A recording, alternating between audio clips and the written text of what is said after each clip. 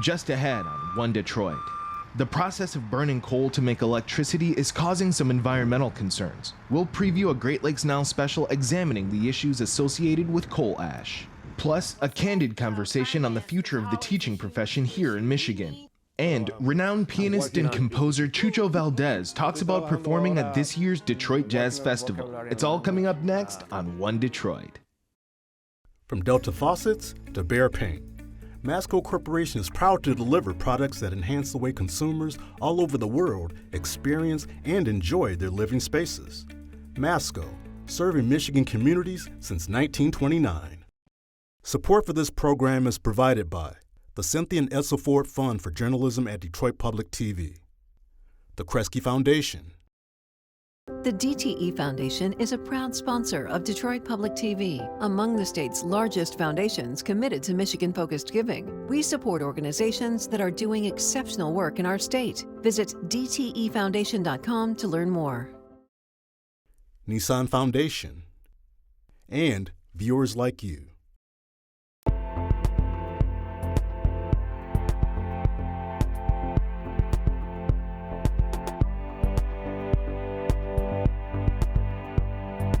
Just ahead on this week's One Detroit. How does Michigan compare to other states when it comes to educating our children? We'll take a closer look at the teaching profession here in the state, both the challenges and successes in a Future of Work report. Also coming up, he's the artist in residence for this year's Detroit Jazz Festival. Award-winning Cuban pianist, bandleader, and composer Chucho Valdés sits down for a wide-ranging conversation with WRCJ radio host Linda Yohn. But first up, a legacy of our industrial age is threatening some drinking water supplies in Michigan and around the country. Coal ash has become an issue, and the next Great Lakes Now special here on Detroit Public Television looks at what's being done to prevent it from contaminating the environment. The Energy News Network and a group of journalism students at Chicago's Northwestern University collaborated on the program. Great Lakes Now host Ward Detwiler spoke with the student's professor, journalist Carrie Leiderson.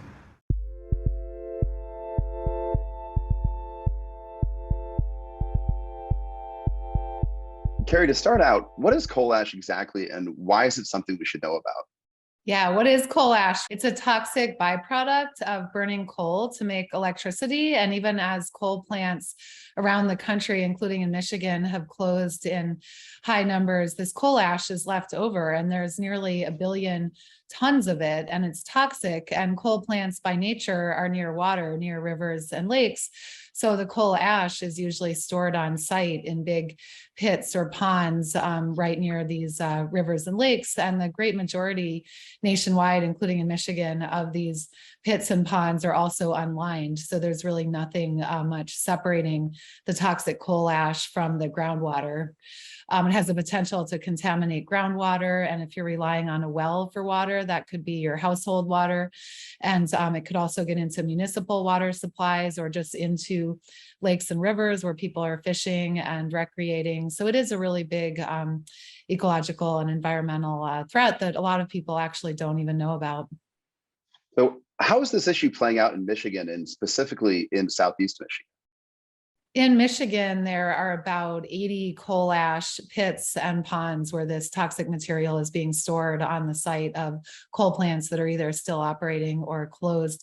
And in Southeast Michigan, there's coal ash at the River Rouge site, at several DTE electric sites and consumers energy sites. The Michigan sites tend to be on the West Coast along Lake Michigan, and then also in the Detroit area. And actually at the great majority of the sites, it is proven to be contaminating groundwater. That's true in Michigan and around the country as well. So if these coal plants are closing, does the problem just go away? Not at all. The coal ash is still there for good unless it's removed. So it's something that even as all these coal plants have closed, we get rid of the air pollution from the coal plants, but we still have to deal with the coal ash. One interesting thing in Michigan, there's more plans in Michigan than in other states to actually remove the coal ash, which is generally a good thing, but that can raise some questions too. They'll take it to landfills. How will they do that? Transportation, you're talking like hundreds of trucks a day for a long time in a lot of cases when they're bringing it to a landfill. And then also how quickly will they do it? That's the plans, but will in fact it still just sit in place for a long time? So what are some of the options for cleaning this up and keeping it out of the drinking water? We don't really know when and where it's getting into drinking water. There's some sites nationwide where contamination from coal ash in water supplies has been documented. But one of the bigger problems is we just don't know what's going on with it, which is all the more reason to remove the coal ash or make sure it's stored safely. So yeah, the main options are leaving it in place, which is usually not a good option, but the option that a lot of companies are planning to take, or removing it like a lot of companies in Detroit are looking to do. And then what a lot of people see as the best option is what they call beneficial reuse, which is basically recycling it. Coal ash is actually used safely as a major ingredient in concrete and other building materials, and also to sort of build up land. So there's unsafe ways to do that in terms of the building up land, but there's also really safe ways to recycle coal ash, and then then it's not contaminating groundwater. What regulation is there for coal ash? Is it the state's responsibility, or is the federal government taking the lead? There is a federal rule from 2015 that says the companies need to test the groundwater and make those records publicly available and come up with plans to close these coal ash sites in a way that they are not contaminating the water. So that rule, the companies did do a lot of testing and put a lot of data online, but in terms of the requirements to safely close the sites, they were largely being ignored, and the government really wasn't taking much action. And then during the Trump administration, the rules were actually loosened, and really no enforcement was carried out. But just this year, starting in January, the EPA has really basically said it's going to take these rules seriously, and it started issuing some requirements and some decisions and some denials of extensions on closing these sites. In some states, they actually have laws that are specific to coal ash, and then they have other environmental rules that could be used to crack down on coal ash. But in most cases, the states have been fairly lax in doing anything regulatory about coal ash either. What do we know about the health risks for people if they drink water that's been contaminated with coal ash? Well, we know these heavy metals are bad. Some of them are neurotoxins that affect brain development and health. Some of them are linked to higher rates of cancer and heart disease and other diseases. So these heavy metals, arsenic, cobalt, lithium, boron, these are definitely things you want to avoid drinking or having too much contact with. We don't really know to what extent they are in drinking water and putting people at risk, but there's definitely pathways for them to get into drinking water, especially private wells and even municipal water supplies. The health risks it causes play out over time. So you'll never know, exactly what might have contributed to you developing cancer or a disease like that. So, that exposure to these metals in coal ash, that's the kind of risk that this raises. If you had a crystal ball, what do you see as some of the future options for regulations or laws or even private industry taking responsibility for coal ash? Well, the rules that we have in place on the federal level from 2015 actually do a lot to protect us or to start cleaning up the coal ash. So I can't predict what's going to happen in the next presidential election, but if we have a switch, it's safe to say that progress might stop or even be rolled back on the federal cleanups. I think we could see some stepped up action from state governments. And then industry. A crazy thing is doing a good cleanup doesn't necessarily even cost industry anything because they bill it to the ratepayers in most states. So we have high energy prices right now, which might make it less likely that companies will want to get their customers mad by raising their energy prices even more. But at the same time, if a company can do the right thing and they actually get to make a profit on that spending in some states, so maybe that will become actually more common. You can learn more about coal ash concerns in the next Great Lakes Now special, airing Wednesday, August 31st at 7:30 p.m. on Detroit Public Television. Plus, find all of their stories about coal ash and more at greatlakesnow.org. One Detroit examined the state of teaching in Michigan during a recent virtual town hall in our Future of Work series. Panelists debated whether there's a teacher shortage in the state and explored ways to make the profession more attractive to future educators. I spoke with 3 education experts: Ypsilanti Community Schools Superintendent Elena Zachary Ross, Chalkbeat Detroit and Bridge, Michigan education reporter Tracy Morello, and Craig Thiel, Research Director at the Citizens Research Council of Michigan.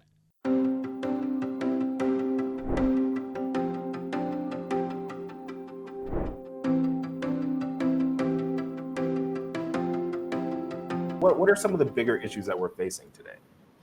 Right now, Michigan has been struggling for a long time. It's been in the bottom half of states as far as performance of schools. And Michigan students were really starting to gain some ground before the pandemic. They were catching up to other states, and then the pandemic just blew everything out of the water for everyone. So one of the biggest issues that we have in Michigan and elsewhere around the country is to help these kids catch up. They had 2 years of disjointed learning. Some kids were bounced back and forth between virtual and in-person learning a number of times. At the same time, we have districts are having a very hard time finding teachers. If there is an actual shortage, what are some of the ripple effects we might see downstream when it comes to what might be a dwindling teaching corps? A number of things are happening because there aren't enough teachers in some areas. The understaffing, it has been a real problem. It's resulted in less qualified teachers. At the same time, it's really motivated teacher prep programs to get on the ball and really try to attract candidates from different segments. A lot of second career teachers are coming into teacher prep programs now. School districts are making efforts they're calling it grow your own. They're trying to get their paraprofessionals, bus drivers, any kind of support staff that's already in the schools. They're finding ways to help train them to become certified teachers. But if this doesn't get done, we're really facing some trouble down the road. We're going to have an underprepared workforce. So this is really something crucial. It's urgent. I'd like to bring in the research director for the Citizens Research Council of Michigan, Craig Thiel, and Ypsilanti School Superintendent, Dr. Elena Zachary Ross. Thank you both for joining us today. Hi, thanks for having us. Yes, thank you for having us, Will. I really appreciate the opportunity. Absolutely. So, Craig, let's start with you with exactly what we're talking about.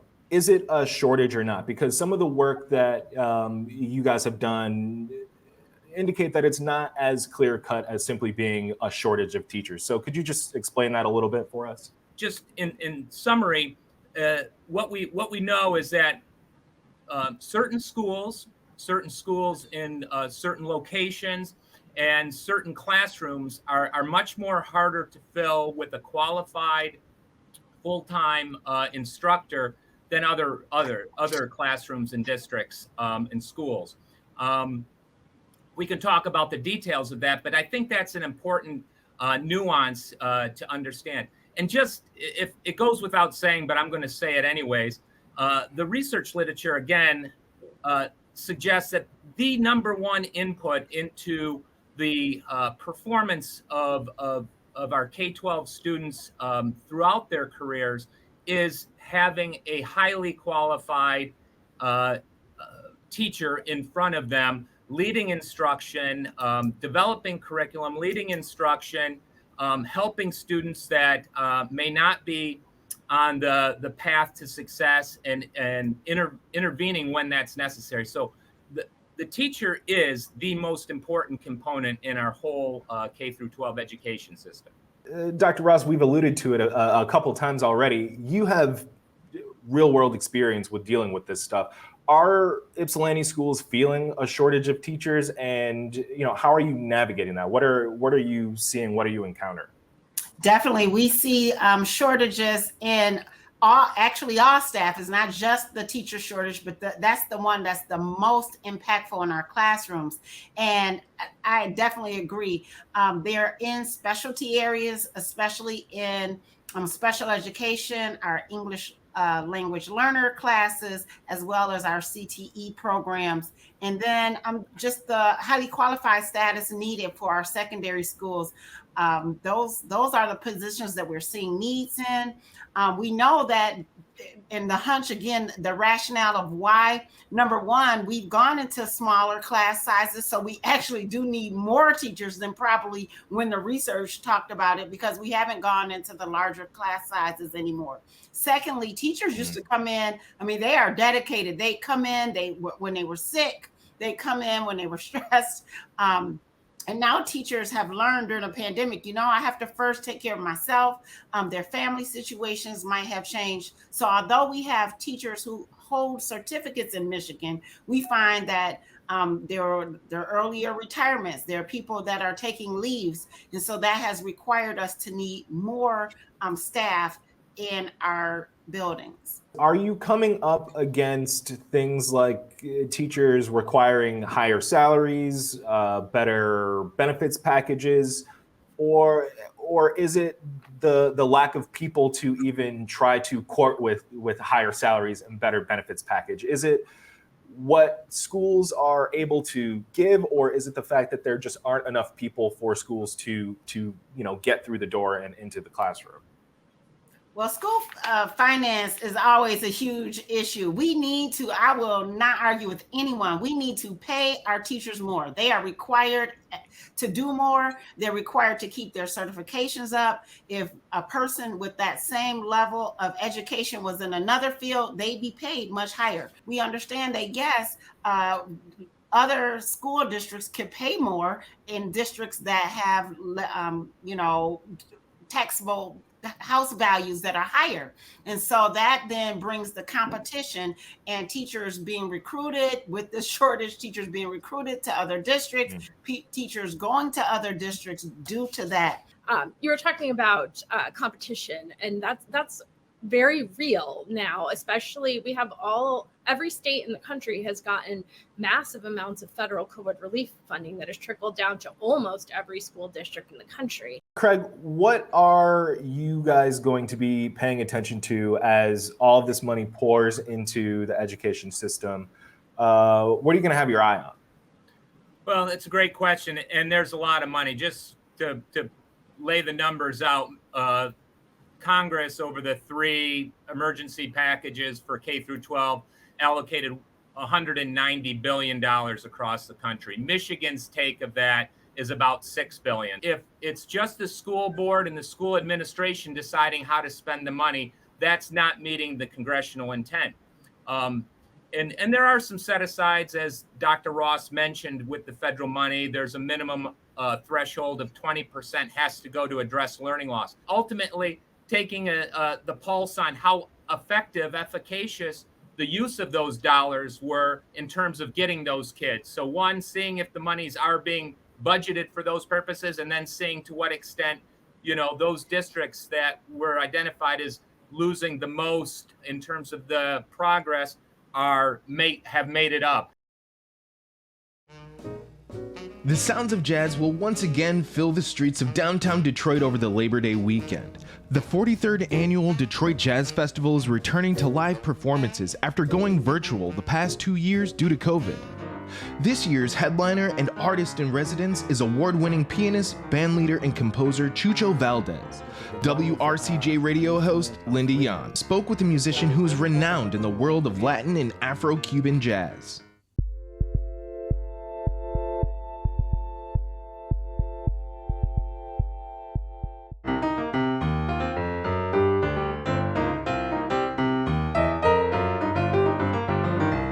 Chucho, welcome back to Detroit, and please give us your thoughts on the Detroit-Havana connection. In my opinion, it's one of the most important festivals in the world of jazz. He tenido la suerte, ya dije, de tocar varias veces antes.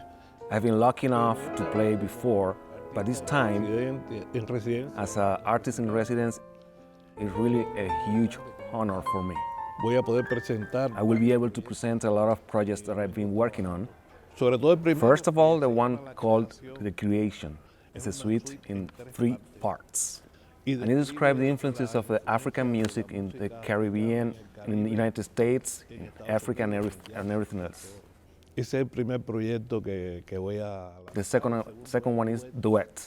con Diane. With Diane Reeves, one of my favorite singers. Yohn Lobano.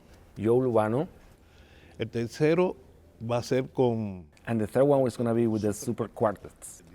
It's my understanding that it's an excellent relation between the festival between Havana and Detroit. Tell me what it means to be communicating through music internationally. Music is the universal language. Y los músicos. And all musicians that in this moment we are talking about jazz, we are a big family. Festival es un lugar. The festival is the place to meet. Es como. It's like our home in this moment. Y cambiamos and we exchange knowledge and we play together. Para mí it's a wonderful thing for me. Tell us about the relationship of the piano in Cuban music to other instruments, especially the drum. Piano is a harmonic instrument, but at the same time very rhythm. La batería es un instrumento. The drum is an instrument of rhythm. Entonces, cuando el piano toca junto con la batería, when they both play together, the piano just feels resting because the drum is helping the piano. You had a great group with drummers and other instruments, including Paquito de Rivera with Iraquere. Tell us a little bit about the difference that Iraquere made for the world. Iraquere changed everything, all the structures. Pienso que fue la sesión de brass section. I think it was the brass section most important, the one that plays more influences in all the history of Cuba. Paquito de Rivera, Arturo Sandoval, Jorge Barona y Carlos Averoff.